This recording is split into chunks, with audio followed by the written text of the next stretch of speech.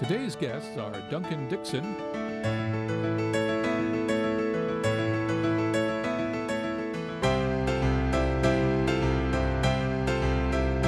and Brian Moore.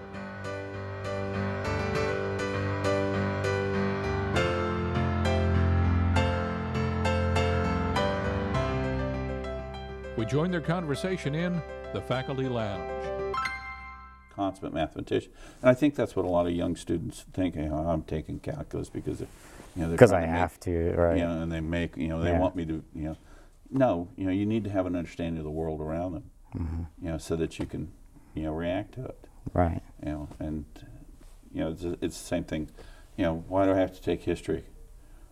Well, because you need to know what's going on in the world around you. Not because you're going to be a historian or teach history to anything, but you at least need to be aware. Exactly. And I think the same thing with calculus or, any of the maths or, those things. How does it impact my daily life? Right. In that. I'll share this with my students tomorrow and see if I can. You teach on Fridays? I do, indeed. Wow. Yeah. So one of the unlucky ones. I guess so. It's only that one class Friday morning. So. Friday morning, 3 hours. No. It's a 4-hour class, so I teach it for an hour and a half, 3 days a week. 3 days a week. Yeah.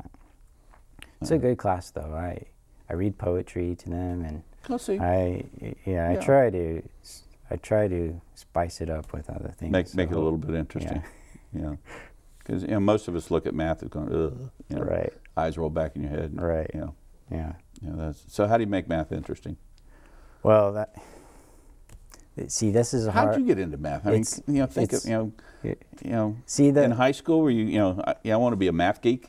No, that's definitely true. I didn't say that. As I was growing up, I always said I wanted to be a geologist. Okay. So what part of Colorado are you from? I'm from, just west of Denver. I grew up in Golden, Boulder area. Coors. Yeah, that's right. Yeah. I actually went to school in Golden at Colorado School of Mines. So yeah. This is a good place to grow up, but I was always the kid that took my microscope to recess. Everybody else was playing kickball. Right. Well, I had another friend that did it with me, though, so it wasn't, I wasn't alone. So, but yeah, back to your question about how I never said all the time I wanted to be in math, and it just it's strange how it works, but there were just certain teachers I had and events that took place that just took me down that road, and I've always liked math, but I guess that's why I ended up where I am. But it's not. Did you study math undergraduate? Yeah, I did. Yeah. Yeah. And then at Colorado School of Mines? Yeah, actually, I've been in academics my entire life. I've never left. Yeah. I've been doing math for a lot of years now, actually. How many permutations of, these formulas can you do, without going bonkers? It's a good question, actually. I've noticed this recently, that all these movies that come out that have mathematicians in them, they always go crazy, right? Yeah. I think that's it's a beautiful mind. Right. Well, there are times when I feel like I'm going crazy. If I look at it too long, it's true. I do feel like you have to sometimes you have to step away from a problem to ever solve it. So, there are times when, I look at it so long and I get stuck in the same rut of thinking about the approach I'm taking and why this isn't working. And sometimes you do have to just leave it for a while, think about something else, go on a hike or something, and eventually the solution, the way of going about it will come to you if you leave it, but you can make yourself crazy if you don't leave it. Yeah. So outside of engineering, which I understand you need a lot of math. Yeah. And a lot of the algorithms and that sort of thing to, if we're going to build a bridge and we need to understand the failure factors or, the wind shears on buildings and that sort of thing. Outside of that, what do we need math for? Oh my goodness. It's, well, you're talking to a neophyte. Yeah, I mean, know. Yeah, you're right. I'm just a poor old HR guy. You're right. It's all over the place. I do adding, subtracting, multiplying, and dividing, right. but yeah, and I can do percentages. I understand. But the rest of it is kind of past me. So let me tell you first about my own research and how it's a little. It's being used in ways that you probably would never imagine. So one of the things that I've been working on for about 4 years now is we have the system of equations, basically. So you started this at Surrey? Was this your dissertation? No, I started this at McGill University. At McGill, okay. Yeah, it was a postdoc I had there, and so we've got these. It's just equations that tell us how the nervous system works. Okay. So basically, there was two guys, Hodgkin and Huxley. They're scientists. They actually won a Nobel Prize for their work. And in genetics, right? Yeah, and what they did was they ran some experiments on a giant squid to see how the nervous system worked for this squid. And this was in the early 50s. That's when they published their papers. They won the Nobel Prize in '63 or something. Yeah. And I think I remember it. Okay. Yeah, and so they came You weren't alive, but I remember. You're right, okay. Okay.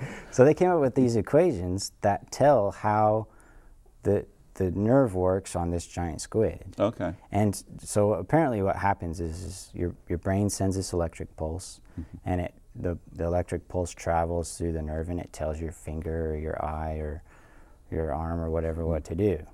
So all these synapses. Yeah, it's just it's electricity basically running from one nervous cell to another.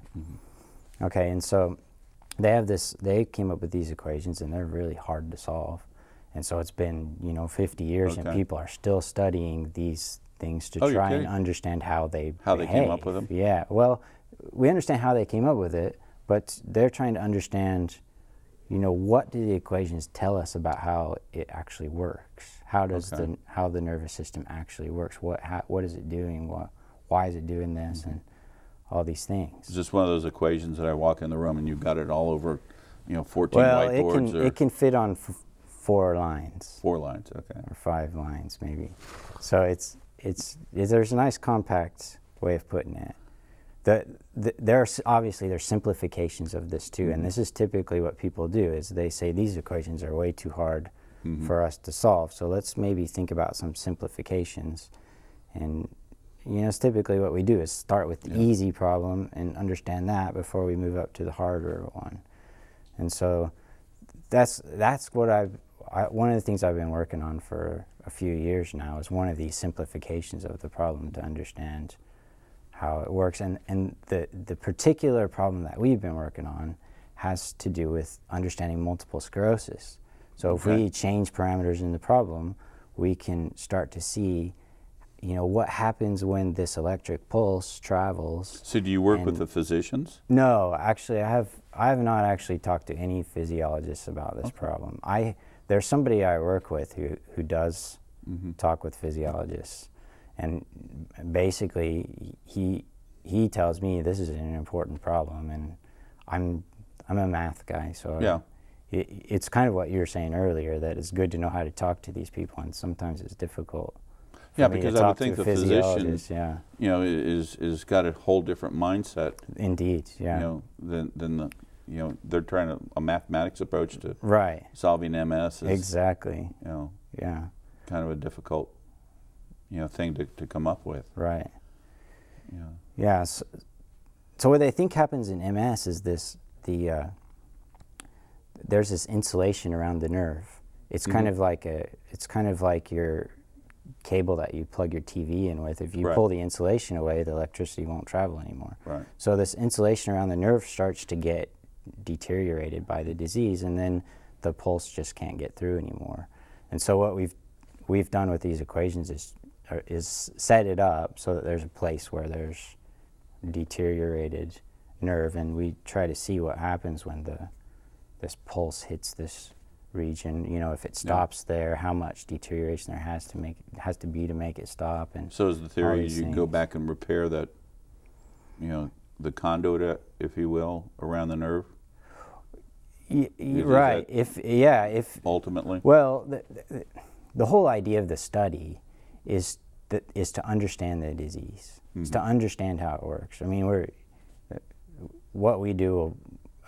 I mean, I guess in order to cure the disease or come up with better medications, better medical treatment, you have to understand how it works in the first place. And so that's kind of the idea, is just to understand what is going on in there. So coming up with, you know, rigorous formulas that show this is a really good way to see what's actually happening. So how do you bring your research down to those freshmen and sophomores that are being forced into your classroom?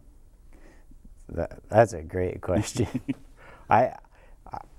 Because I mean, you know, I mean, that's a very noble effort. Right. But I'm sure those those 18 and 19-year-olds are a long way from getting there. Yeah, definitely. So far, I mean, I've only been teaching for a few years now, and I've had a couple of undergraduate assistants that have helped me with this project. So it's taken, you know, me working with them one-on-one for an entire semester, and they are. Yeah, they're seniors in the math program, and so they have a good grasp of things already. It takes them half a semester to learn the problem, and then another half to contribute a little bit to it, and then they graduate. Yeah, exactly. Yeah. And so with the students in my classes, the best I've been able to do so far is just share it with them, in the, you know, like I just shared it with you, and then, you know, I could even write out the equation, because they could look at that and understand it in my calculus class, because it's got some terms that they would see and recognize, and they could understand how it's set up that way. But how to solve it, they'd have no idea where to even start. And so I can show it to them and show them that, you know, they can probably solve for X, but beyond that, they're you know, they're in trouble. Right. Yeah. But yeah, so I can show them what it looks like and why it's important. But I guess it's just to show them that they need calculus to get that far, in a way. You know what I mean? Yeah. So, but other than that, I don't know how I could take it farther than that, if it's possible or not. Maybe. Yeah, there must be days when it's frustrating for you to, you know, finish a class and think, oh my gosh, did I get to them today? Oh yeah. You know, it's true. Yesterday was one of those days. Was it? Indeed. Yeah, in fact it was. So. You know, you walk out and rattle your head and say, you know, did they get anything? Right. You know? Which is kind of difficult, because you know sometimes really this stuff comes pretty natural to me. Otherwise, I wouldn't be doing it in the first place. This is your talent. Right. So I kind of see it in a different way than they do in the first place. So for me to understand why they don't see it that way, it can be difficult sometimes. But I do want to make the effort, and I do like it when I do connect with them. It's a great thing. Do you teach any upper level classes? Yeah, I'm teaching in a scientific computing class, which is a graduate level course right now. Scientific computing? Right, yeah. So the basic idea of that class is that they learn how to solve problems on computers. Okay. So which can be very challenging. One of the biggest issues in this class is understanding the error, because if I solve it on a computer, I'm getting an approximation. And of my, you know, whatever problem I'm solving, I get an approximation of the solution. And then you can't solve the problem exactly, but the only way to look at the error is to look at your approximation and the exact solution and compare them. And so you have to be really creative with how you figure out what the error in your approximation is in the first place. So there's a whole field of mathematics devoted to understanding how to do this for different problems. Now, in statistics, you know, you and I were enabled with programs like SPSS that really made statistics a lot easier than, you know, people that got their, you know, doctorates, you know, 25 years ago. Right. And, you know, had to do everything, you know, hand calculation, and you know, that all we had to do is plug it in and go. And, exactly. You know, it was there for us. Yeah. Are there any programs like that in math that? Yeah, you know, you can utilize? There are several. There's one called Mathematica, and there's one called Maple, which do all the manipulations that you would do in algebra or calculus. They would do those things for you.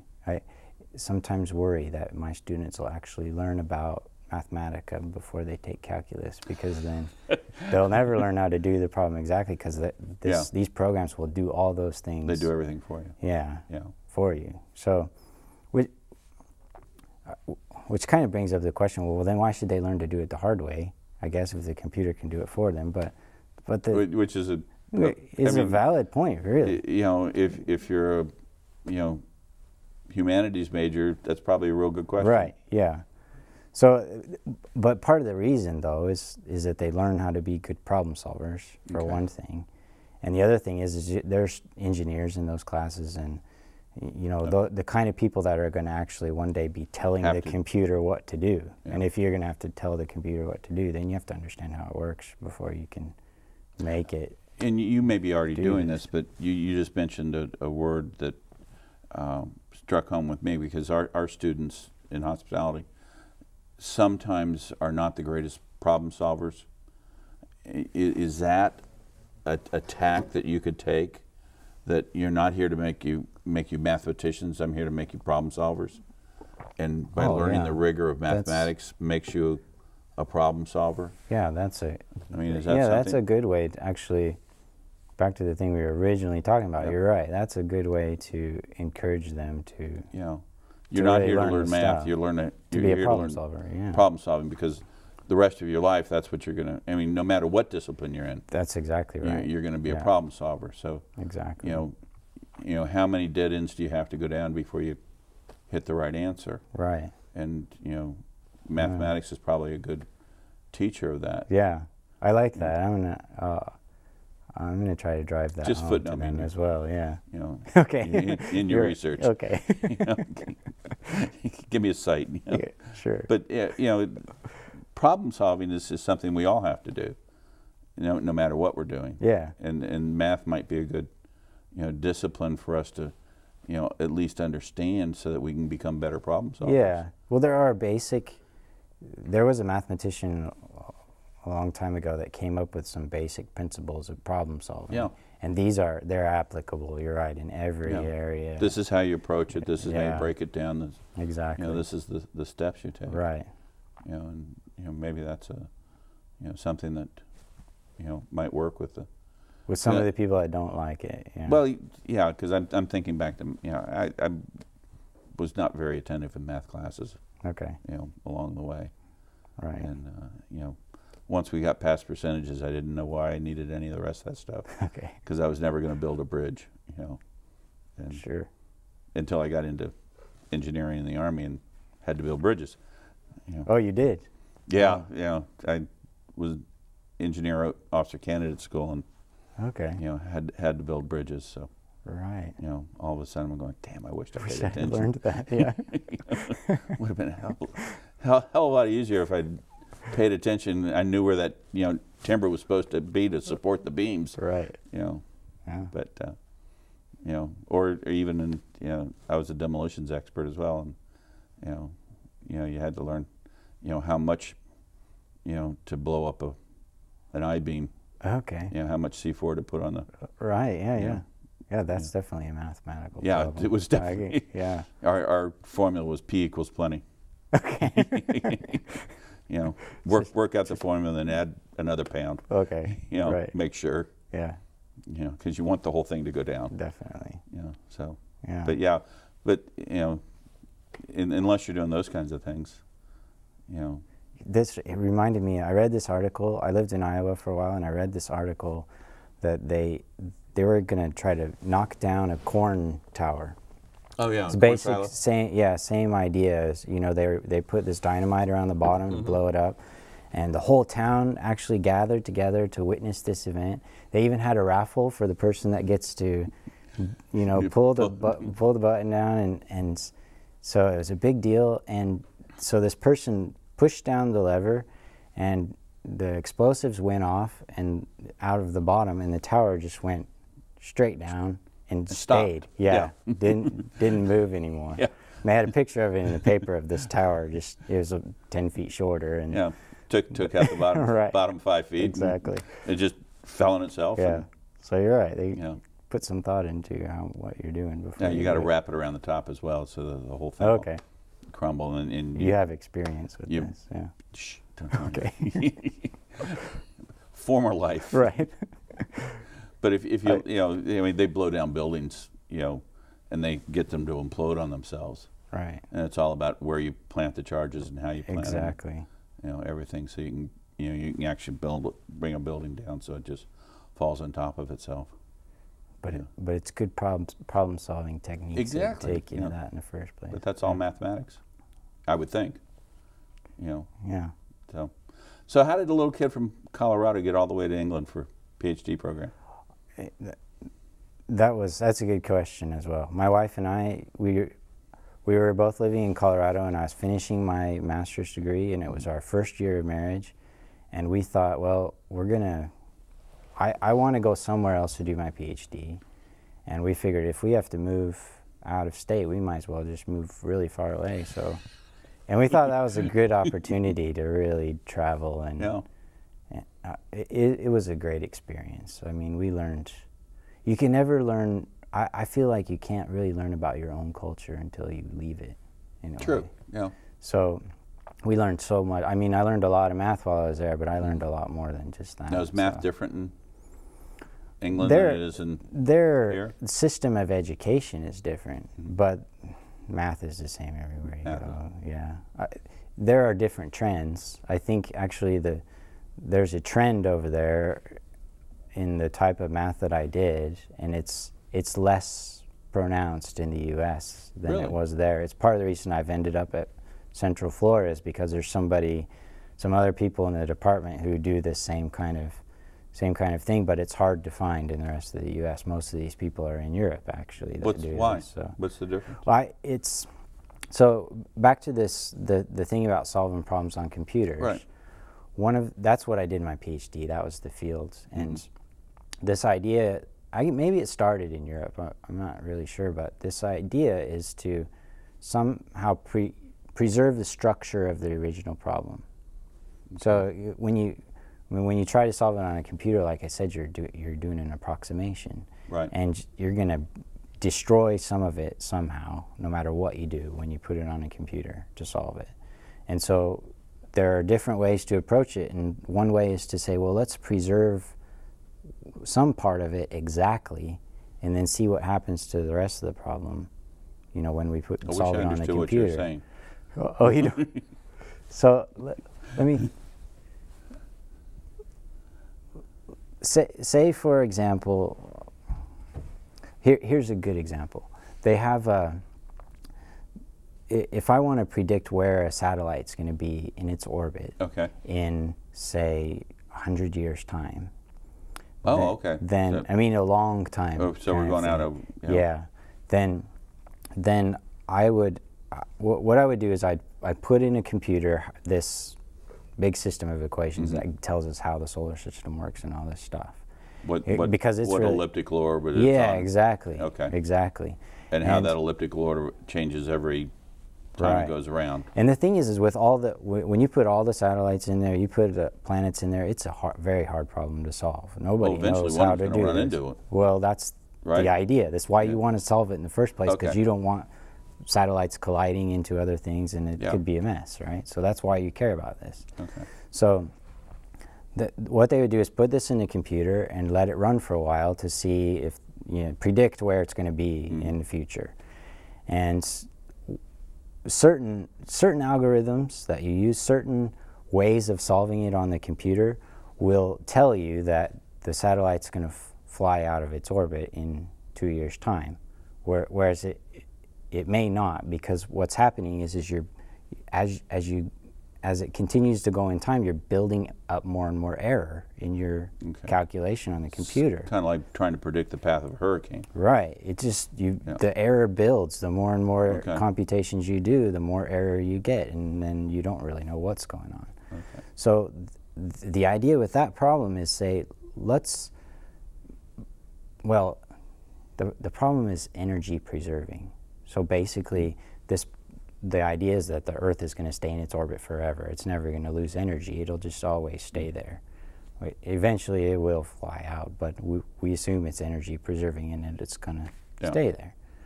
And so we do that with this satellite. We say it's energy preserving. Okay, so let me ask you, does the Earth's orbit around the sun, does that change every year? I mean, or is that a constant? There are slight variations. Okay. This is not, it's a little out of my field, I guess. I'm not an okay, so the assumption the mathematicians are making is that it's going to stay constant. Yeah, it's going to, you're right, it's going to come back to the same place it was. It's going to, and it's always going to stay in this. So you're assuming that constant, which is probably already building an error. Well, that's not such a bad error to make, though, because it's been, you know, if you were to simulate it over 1 million years, it's going to stay, it's been there anyways, right? It's all